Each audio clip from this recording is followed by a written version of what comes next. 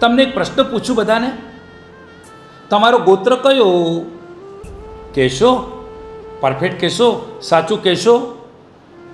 તમે તમારી જાતિ ઉપર જશો, અમે જૈન છીએ, અમે પટેલ છીએ, અમે ફલાણા ઢીકણા, અમે આ છીએ, પણ ગોત્ર કયું? જૂજ લોકોને ખબર હશે, બહુ જ ઓછા લોકો જાણતા હશે કે પોતાનું ગોત્ર કયું. આ જાણવા માટે આ બહુ મહત્ત્વનું છે.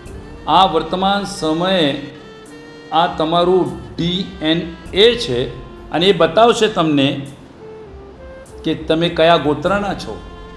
ગોત્રનું કેટલું મહત્ત્વ છે જાણવાની કોશિશ કરજો.